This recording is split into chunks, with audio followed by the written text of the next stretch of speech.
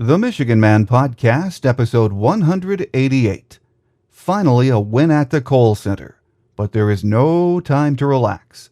Iowa and Michigan State are up next. National Signing Day is coming up fast, and Coach Brady Hoke and his staff still have some work to do. That and more on this week's show.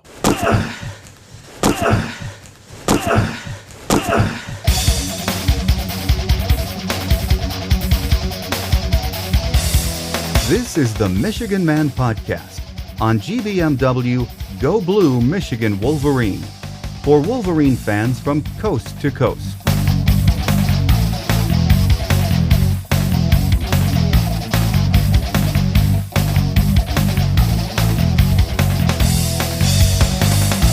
Go Blue and welcome back to the show. I'm your host, Mike Fitzpatrick. It's a huge week for Michigan basketball. Tonight, the Iowa Hawkeyes are in town, and then Saturday night, it's a quick bus ride to East Lansing for a matchup with number 3 Michigan State, and it's a nationally televised game. On our Michigan Gameday segment this week, Wolverine beat writer Rod Beard from the Detroit News joins me to talk about Michigan's great Big Ten start and the tough road ahead. National Signing Day is just 2 weeks away. We have 16 verbal commits on the books, and Coach Hoke is still waiting on another couple of players he's extended offers to. It's not a big class numbers-wise, but Michigan is bringing in some very talented players, meeting needs, and bulking up the depth chart, which is very important. Wolverine recruiting reporter Brandon Brown from MGoBlog is going to join us later in the show, and we'll talk about the class of 2014 as it is this morning, and some of the players still out there with Michigan offers.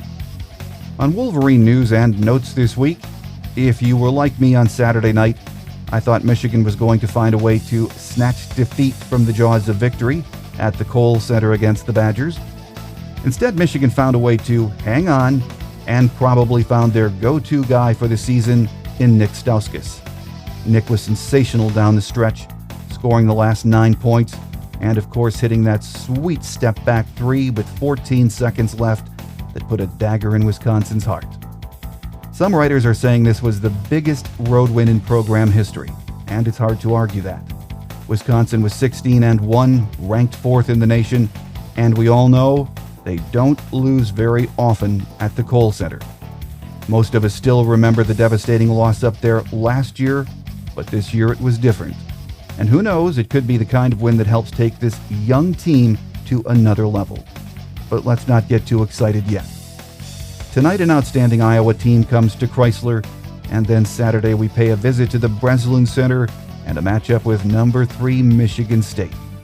Wolverine beat writer Rod Beard from the Detroit News says Michigan will have their hands full tonight with a deep and talented Iowa team. And then Saturday they'll have a puncher's chance against Sparty, but they'll have to continue to elevate their play to win both or even come away with a split. Rod joins us in just a minute here on the Michigan Man Podcast on GBMW Go Blue Michigan Wolverine.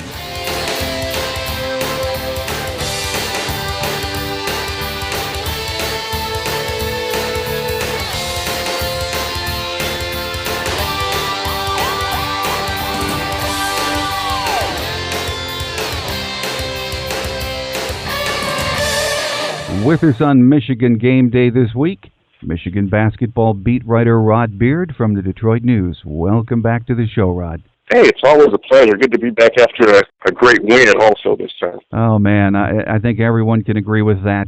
Saturday night at Wisconsin, one of the biggest road wins in program history. A lot of people might say the biggest road win in Michigan history, and it was impressive in so many ways on so many levels, wasn't it, Rod? Absolutely. The fact that they came out, and usually in a game like that, in the big games that we've seen at Ohio State, at Indiana, or at Wisconsin, they come out so slowly and they have to battle from behind and get out of a 10-point hole or an 8-point first-half hole. And it's just so hard just to get back up to snuff and get to even when you battled and battled and battled and had such a deficit like that. This time they came out and had a double-digit lead in the first half a couple of times and let that slip and only led by 5 at halftime. But in the second half, when they built it to 15, again, let it get back down to 1, but we're able to finish this one out. And that was probably the most impressive thing, is that the question about this team was who was going to be the finisher, who was the guy that was going to make that dagger shot to put a game away. And I think Nick Stauskas has established himself firmly as that guy on this team this year. Do you think a win like this one, Rod, now that we've had a couple of days to think back on it, on the road in a building where you just couldn't seem to find a way to win in the past against the number 4 team in the country, is it just a good win, or could it be the kind of a win that helps take a young team to that next level? This could be a very transformative win, depending on what happens next after it. On one hand, you've got the place where they had the disappointing loss last year after that three-pointer from half court at the end of regulation descended into overtime. But then you have a place where they just haven't had success, and John Beilein kind of downplayed it and said, hey, any win on the road is great, we'll take it.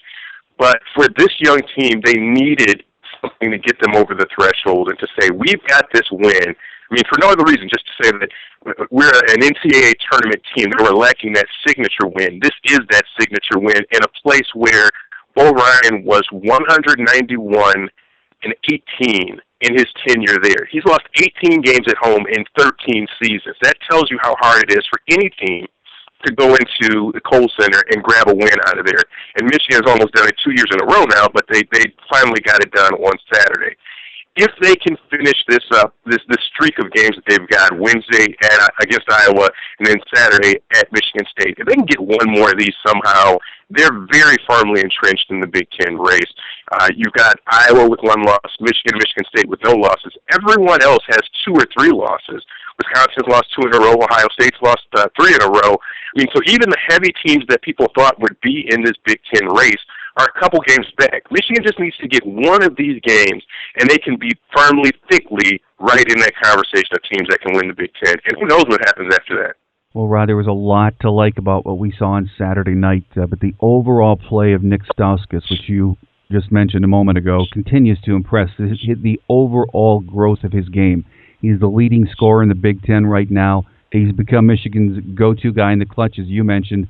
And that step-back 3 he nailed with 14 seconds left was just a beautiful thing, wasn't it? Right. He's transformed his game completely, where a lot of people thought last year he was a one-trick pony and he could just sit in the corners and hit those threes. And, of course, there was a place for that. In the Elite Eight game against Florida, you needed a guy like that. But now you need a guy with Trey Burke and Tim Hardaway going who can handle the ball, who can hit a 3 every once in a while, but now also can drive the ball, can initiate the offense, can find the open guy down in the post and break down a defense. And he's turned into that. A lot of that is the work over the summer that he's done with his strength and conditioning and allowed him to absorb contact when he gets inside. He's been to the free throw line more times in the season so far than he did the entire season last year. And that's saying a lot about the mentality switch and that he'll do whatever it takes for this team to be successful.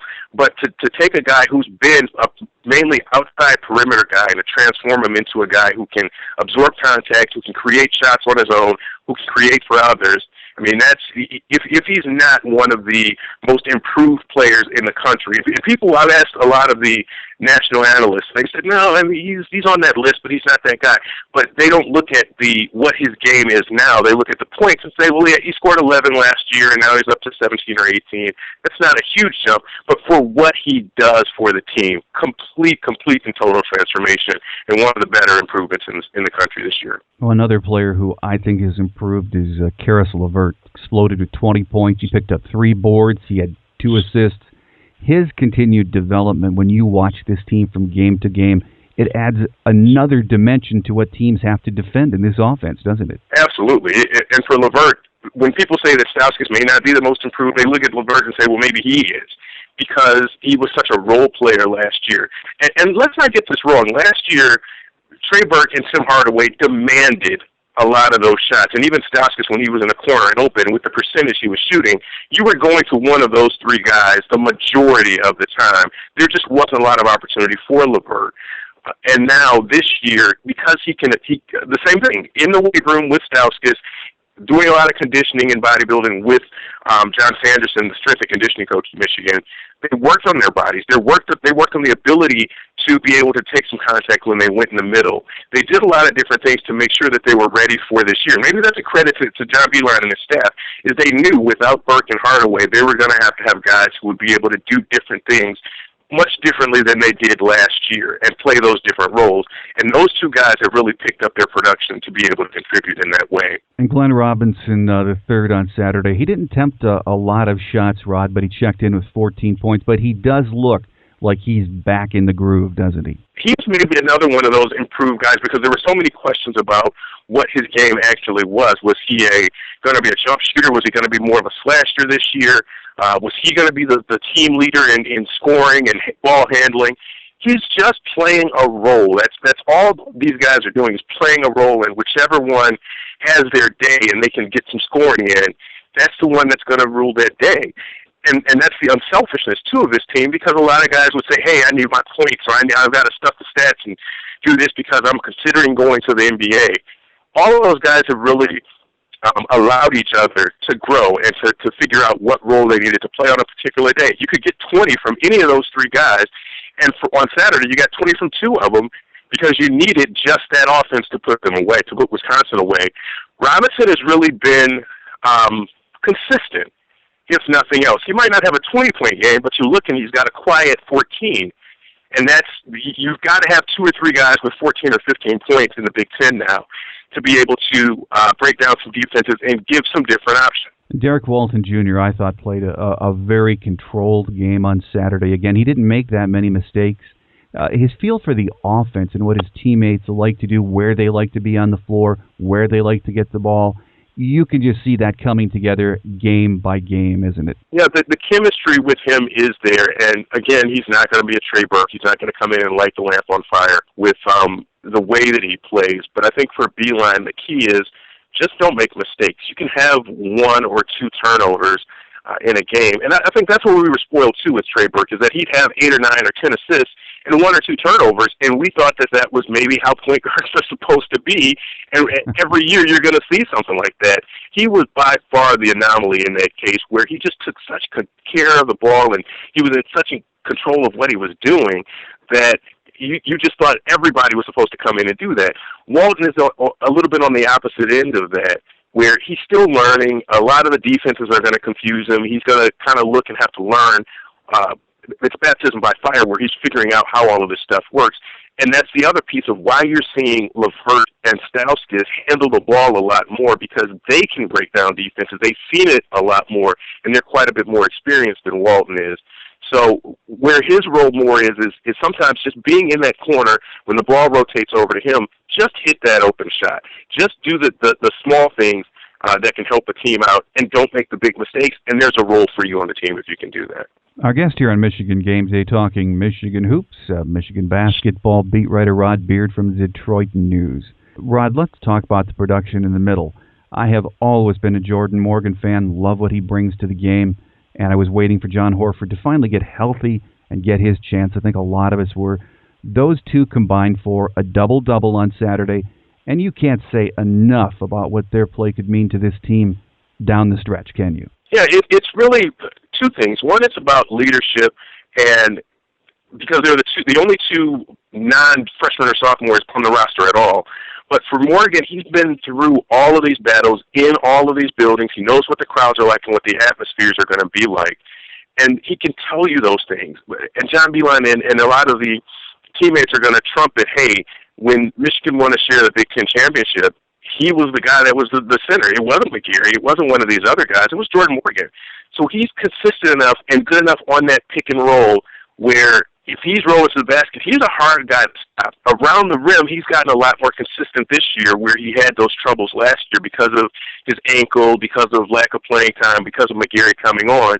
And if you're a starter in that way, where you've started 101 games in your career, and all of a sudden you've got to come off the bench and you're playing these sparing minutes that are 2 minutes here, 3 minutes there, you might play 12 or 15 minutes in a game, where 2 years ago you had been used to playing 30 or 25, it's a different shift for you, and sometimes it's like driving a Mack truck. You take a little bit before you can get going and be consistent. And I think Morgan's that guy. When he plays 5 or 10 minutes in a game, he's not going to be very effective for you. He needs to understand the flow of the game.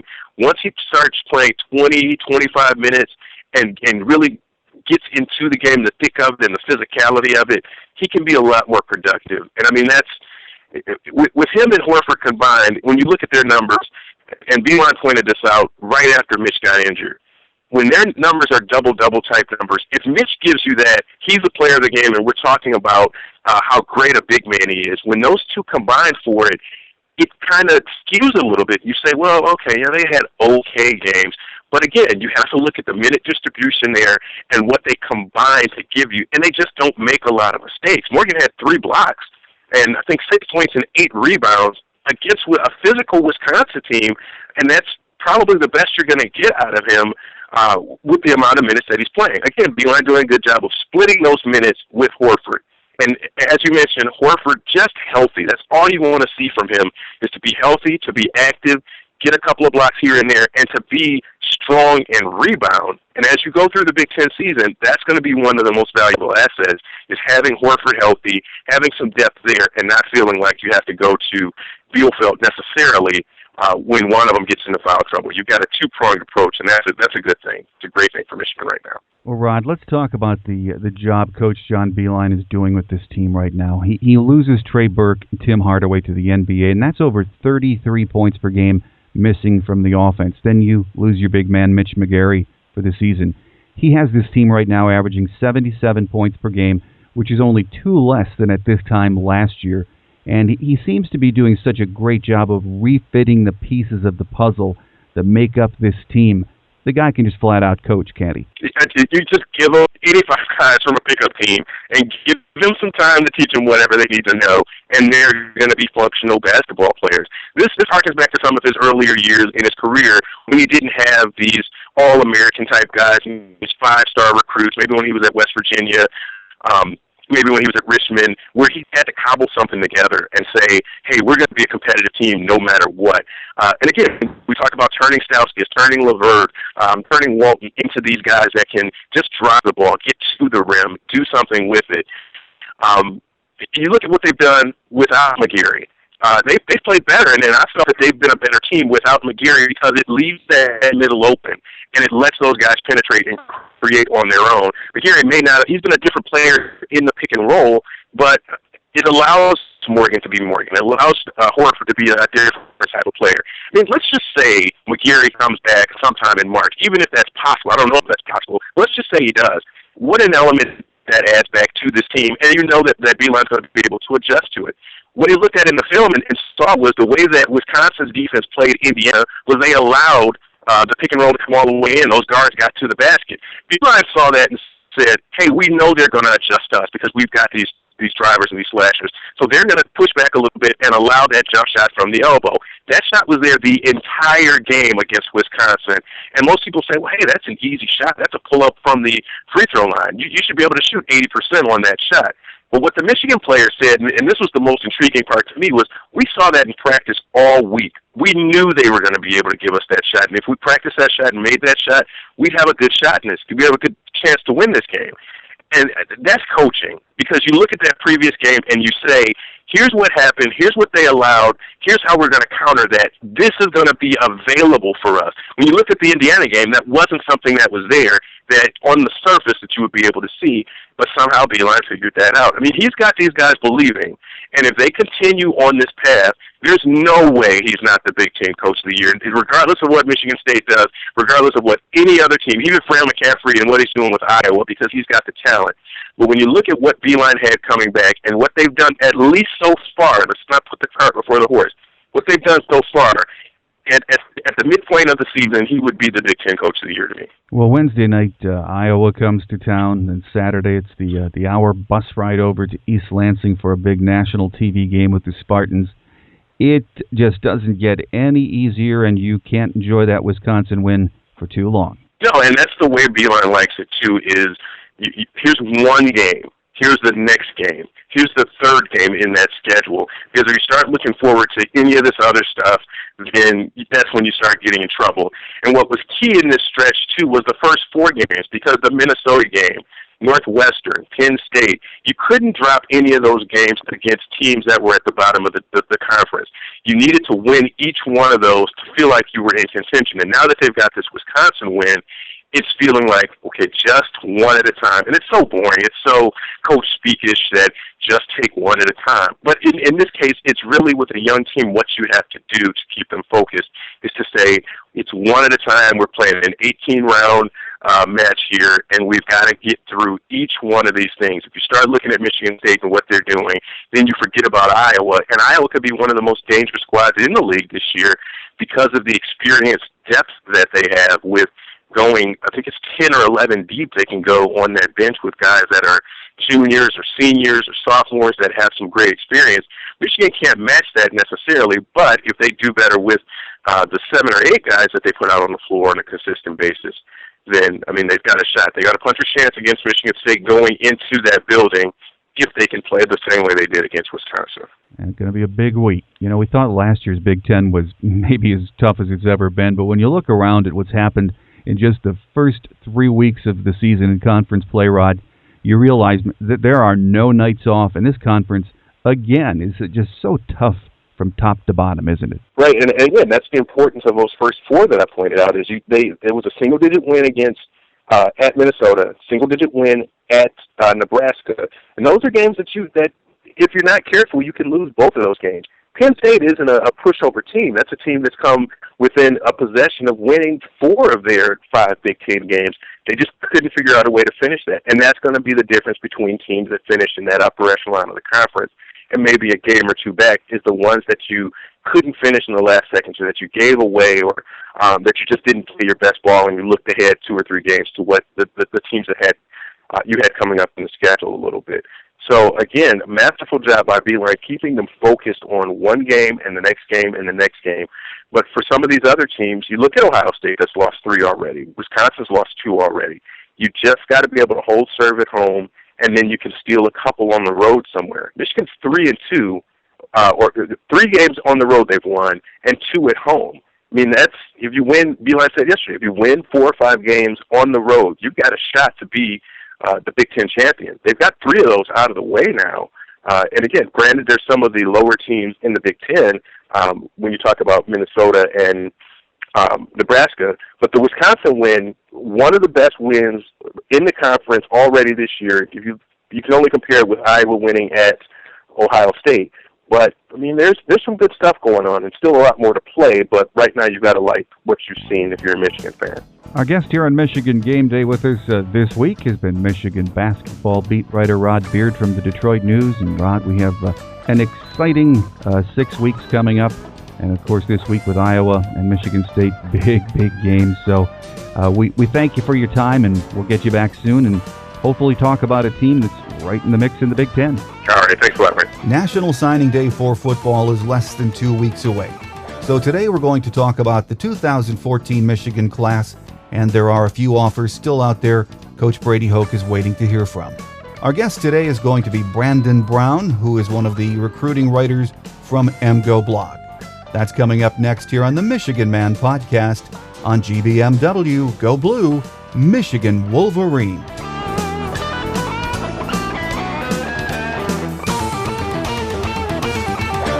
With us on our Michigan Game Day segment this week to talk recruiting, and we all know that all of you fans out there cannot get enough recruiting news, even though National Signing Day is just a couple of weeks away. Recruiting reporter Brandon Brown from MGoBlog joins us this week. Brandon, it's great to have you back on the show. Thanks a lot, Mike. Good to be back. Appreciate the opportunity. Well, as you know, and you and I have talked about this, and Michigan fans just can't get enough recruiting news. That's all year. But, of course, it's a big holiday coming up in a couple of weeks. There's really not a lot to talk about with this recruiting class in the sense of how many more kids that we're going to get. But there are a few players we're still waiting on. And I think a lot of Michigan fans, Brandon, are also still nervous about Jabril Peppers after what happened in the last month and a half. Do you think that stuff is all over with and he is a solid commit? Yeah, without a doubt. I think after he took his official visit and was there with all the other commits and, was representing Michigan at the Under Armour game and, posing for pictures with everybody, I don't think there's anything to worry about. I haven't spoken to Javril personally since the first time I did, quite a while back before he even committed, actually. But I've kept in contact with his head coach a little bit, and he says, he's never really entertained anybody else. He hasn't been speaking to other coaches. He has no plans and didn't have any plans to take any visits or anything like that. So, I don't think I'm 99.9% certain on signing day his fax will go into Ann Arbor and he'll be a Wolverine when it's all said and done. Well, there you go, Michigan fans, so you can rest easy. There are a few offers that are still out there, a few players that Michigan is very interested in. One that we've been interested in for a long time is Southfield defensive end Malik McDowell. He still has some visits scheduled. Brandon, Notre Dame is back in the picture, I understand, with him. What are the odds he ends up a Wolverine? I don't know if I'll lose fans over this, but I don't see it happening. I've had off and on communication with Malik throughout the whole process back, probably over a year ago, I guess, maybe when I first reached out to him. And he's always kind of been tough to get a read on. He's kind of a quiet kid. He doesn't really get into the whole recruiting thing all that much. I've spoken with one of his trainers at Hype Academy where he trains, and he says he doesn't even know who some of the coaches are that call him all the time and talk with him about stuff. And, sometimes that can be a little refreshing, but, as someone who covers recruiting, it's also a little frustrating because you can't really get a beat on a kid like that. But the more and more time it takes and the more visits he takes elsewhere, and I just don't think it's going to turn out well for Michigan. I think his parents have been, I don't know, quoted not by me personally, but that they're advocates for Michigan. And with both of his parents liking Michigan and him still finding reasons not to commit, even after he's visited multiple times, I just don't think that bodes well. He's, I think, still in Tallahassee this weekend as of right now for his Florida State visit, and obviously coming off a national championship, that's pretty big. Michigan State's on the field success they've had. You mentioned Notre Dame. Notre Dame, they're always going to recruit well. I really don't think Michigan's going to be the place for him. I don't know where it will be. I don't really have a concrete prediction as to where I think he would end up, but I'm starting to feel more and more like it's not going to be Michigan. Okay, so we put a big question mark by Malik McDowell. That might be one of those commits we have to wait until the very signing day to find out what happens there. As we know, we don't have a running back in this class yet, and a couple of weeks ago, or maybe even just last week, it popped up that Michigan was interested in four-star running back Jeff Jones. I think it was just after the Under Armour game. Mm-hmm. He's committed to Minnesota, but it appears he's listening to Michigan's offer. What's your take on this kid? Well, he's another kid I haven't talked to a lot. I have spoken with him, but he plays basketball, so he's busy with that, and he's got other things going on. And Michigan offered him on the 3rd, so just after the Under Armour game, and he's been committed to Minnesota for a long time. He's from Minnesota, but it seems pretty obvious that he's, interested in some other places. I think Florida was mentioned as being one. Florida just recently took another running back commit, so it's kind of assumed that it's pretty much down to Michigan and Minnesota. He'll visit Michigan on the 31st, I believe, for his official visit. That's just a few, 5 days before signing day, so that probably bodes well for Michigan. But he's been committed to Minnesota for a long time, so it's hard to say whether Michigan's going to be able to jump in front right before he commits. For the last time, he did check out Michigan. I think it was back in June, and then he didn't really get recruited very aggressively by Michigan after that. So you wonder if that kind of left a sour taste in his mouth a little bit about the coaches. Maybe, I don't really know. That's just speculation on my part. He's never said that, but that's just another factor in him kind of looking around here last minute. So he's another tough one to put a real good prediction on. I know a lot of experts think he's going to flip to Michigan. A lot think he's going to stick with Minnesota. So, and he's another one that I don't know for sure and haven't really got anything, real concrete from him. He says, yes, Michigan, I'm interested, and I was excited to get their offer, but that's really about it. And so right now he still has his soft verbal to the Gophers. So another tough one to get a read on, really. Yeah. Well, on Thursday, Coach Sheklinski visited Marlon Mack, and he's a three-star kid from Sarasota Booker High School, running back. Then on Friday, Michigan extended an offer, from what I understand, they did anyway.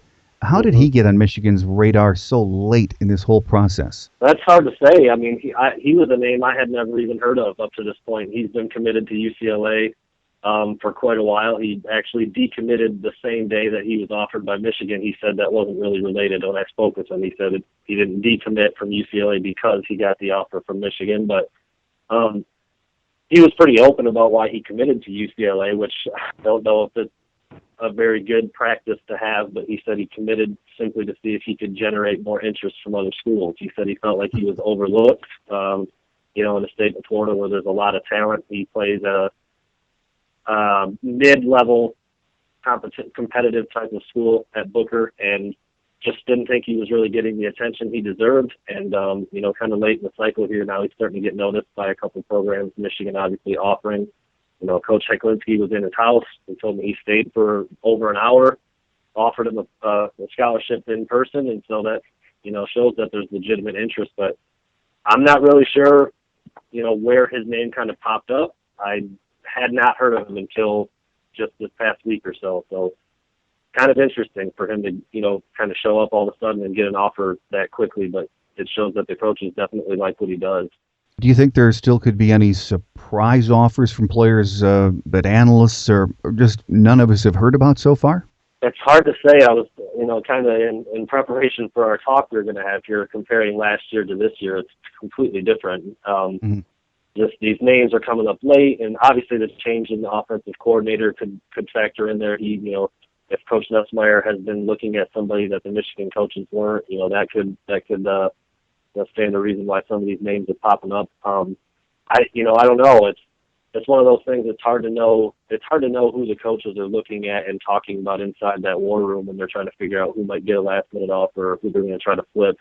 Those are sometimes decisions that somebody like me is not really privy to until they kind of become public to a lot of people. So it's hard to say. It's pretty obvious that they want to take a running back, with two offers in the past couple of weeks here, but as far as any other names that nobody else isn't talking about, I haven't heard any others.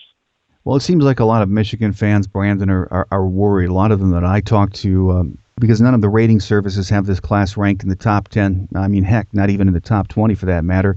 At least none that I've seen.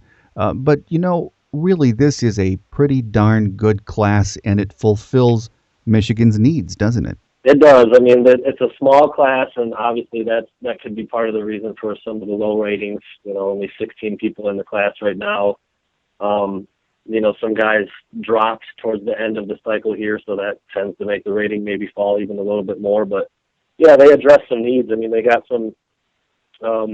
Hopefully, what we will see, playmaking receivers.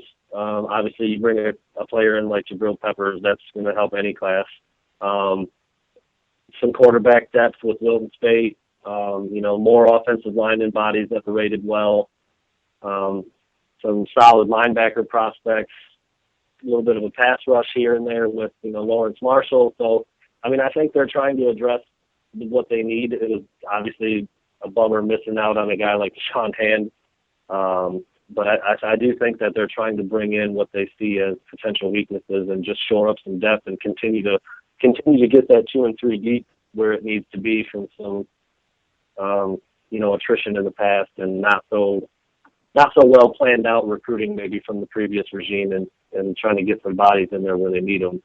Absolutely, and I think that's why you just have to take a step back from the numbers thing. We all get hung up on the numbers, I think, a little bit too much. Not only the number of offers that we make, but the star ratings in many cases. So the coaching staff knows what they need, and it looks like, as you said, we need to get the depth chart built up, and that class, even though it's small, addresses some critical areas.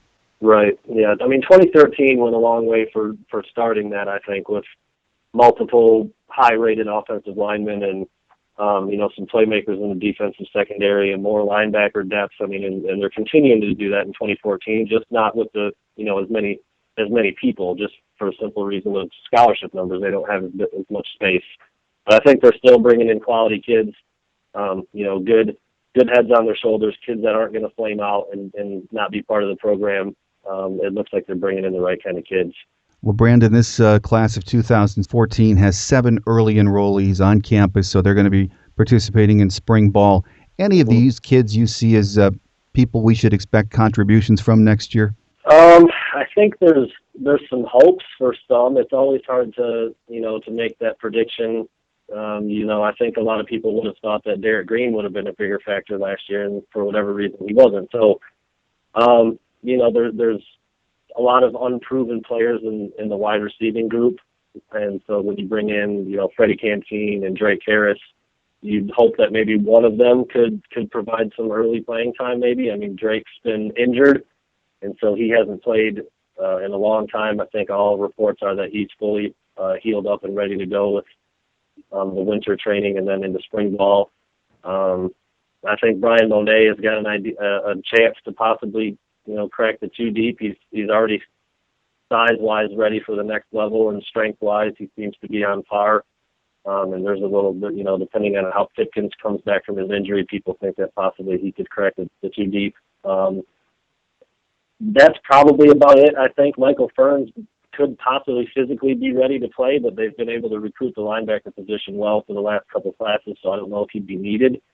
And I think that's probably about it. I think, Mason Cole, offensive lineman, tough to play as true freshman. Wilton Spate's not going to be called upon for a little while.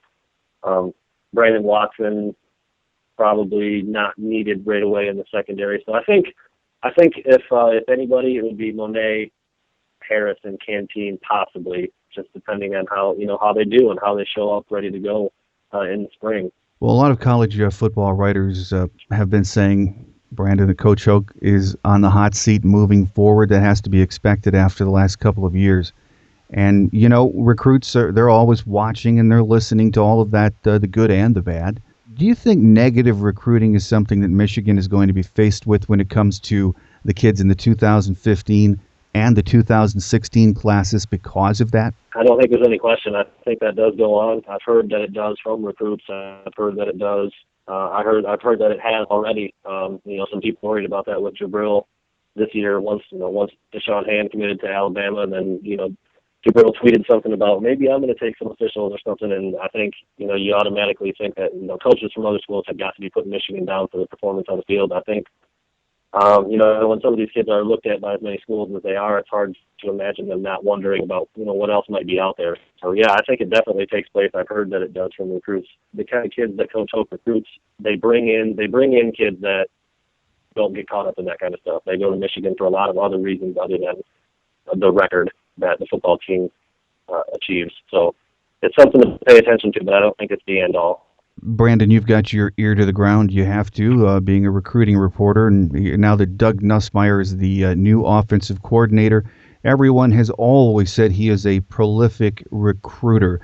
And of course, it's you wouldn't think it's going to have much impact on this year's class, but next year, the class of 2015, you've got guys that he recruited. Ricky Town, who's the number 1 quarterback supposedly in the class of 2015. He's a Bama commit already. And there are some other really very quality players he was recruiting for Bama.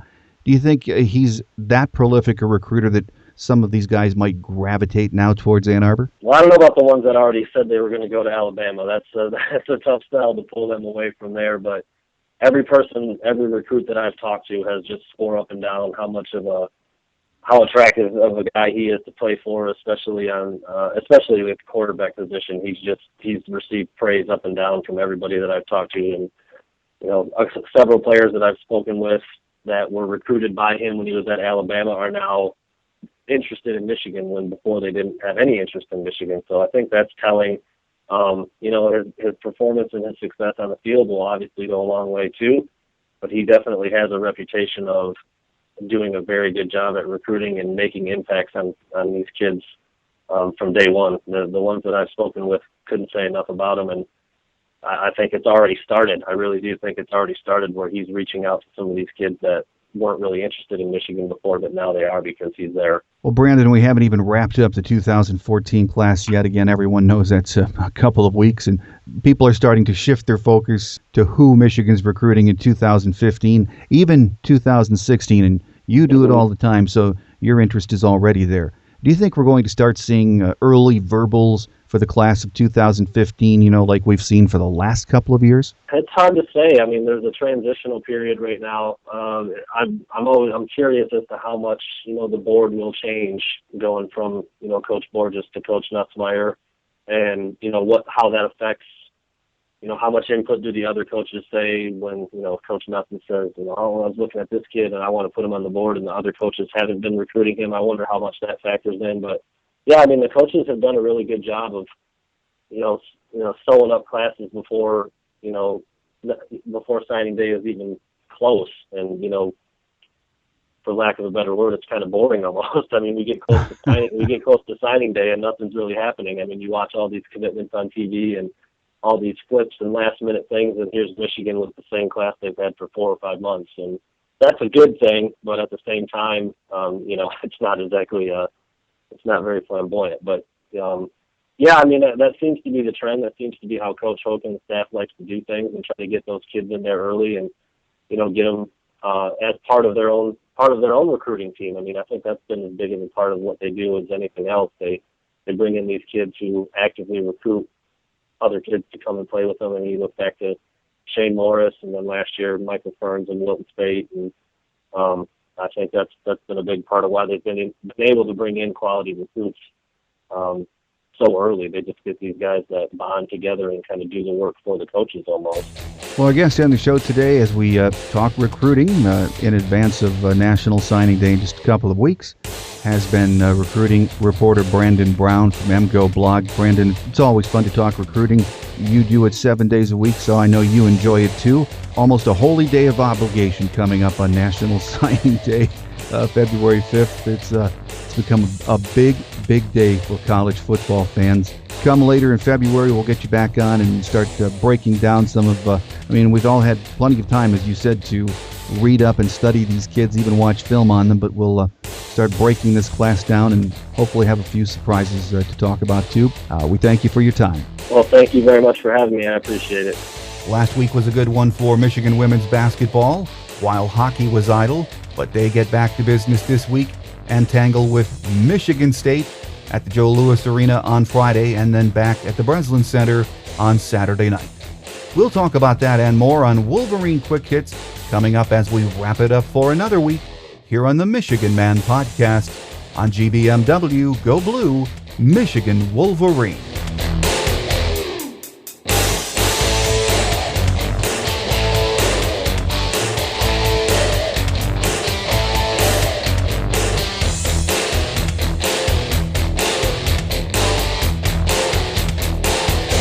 On Wolverine Quick Hits this week, the University of Michigan women's basketball team had a 40-22 edge on the glass and assisted on 18 of its 20 field goals to defeat Illinois 69-60 on Saturday at Chrysler Center. Michigan had 4 players score in double figures, led by freshman guard Sierra Thompson's 19 points. Thompson was 5 of 8 from three-point range and added 3 assists and a steal. Junior guard Shannon Smith scored 17 points and had 3 assists and went 8 of 9 from the charity stripe. Junior guard Nicole Elmblad from St. Ignace had 14 points, 8 boards, and 4 assists, while sophomore guard Madison Rostovsky collected 13 points, had 8 rebounds, and 5 assists. Junior forward Saisha Gori had a game-high 15 rebounds to go with her 6 points and 3 assists. Michigan shot 10 of 23 from the field in each half, shooting 43.5% for the contest. The Wolverines were also 20 of 24, which is 83% from the free throw stripe, and hit 9 three-pointers. Michigan back on the court again tomorrow night, Thursday, against Ohio State. The tip is set for 7 p.m. at Chrysler Center. Michigan rolls into action this week with a record of 13-5 overall, 4-1 in the Big Ten. In hockey news, the Wolverines were of course idle last week, but returned to Big Ten play this weekend against arch-rival Michigan State. On Friday, they'll hook up for their annual game at the Joe. The puck will drop at 7 p.m. Then on Saturday, they'll be back at the Breslin Center for a 6:30 p.m. face-off, and that will be televised live on the Big Ten Network. Baseball and softball both continue their indoor workouts. Coach Carol Hutchins and softball will open the season on February the 8th in Florida, and baseball will toss their first pitch the following week also in Florida. So we'll have more on softball and baseball in the coming weeks. Don't forget to become a member here at GBM Wolverine. Visit www.gbmwolverine.com and become a member today. Basketball is the hot topic right now, but National Signing Day will take over the message board in the next few weeks. So stay in the loop. Become a member today at www.gbmwolverine.com, and it's free. There are plenty of ways you can hear the show now. You can listen at www.themichiganmanpodcast.com, or you can get our show app. The Android app is for sale at Amazon.com, and if you're an Apple user, it's there in the iTunes Store. You can also check us out on a couple of great apps, StitcherRadio.com and TuneIn Radio. So both of those apps are very easy to work with, and you get the show delivered to your device weekly. That is going to do it for this week's show. And as always, I thank you for tuning in. We'll be right back here next week, hopefully talking a little Michigan hockey. We haven't done that in a while. We'll also get the latest on Michigan basketball, men and women's. And if there's any recruiting news, we will throw that in too. So make sure you're back here next week. I'm your host, Mike Fitzpatrick. Have a great Wolverine week, everyone. Until next week, take care. And as always, go blue. Thanks for listening to the Michigan Man podcast on GBMW Go Blue Michigan Wolverine. You can find us on the web at www.gbmwolverine.com. That's www.gbmwolverine.com. For audio posts or other fan feedback, please call our listener line at 313-263-4842. That's 313-263-4842. Email fan feedback to the Michigan Man Podcast at yahoo.com. That's the Michigan Man Podcast at yahoo.com. The Michigan Man Podcast on GBMW Go Blue Michigan Wolverine is produced at the studios of Robin Lynn Productions, Allen Park, Michigan. The Michigan Man Podcast is not affiliated with the University of Michigan. Go Blue!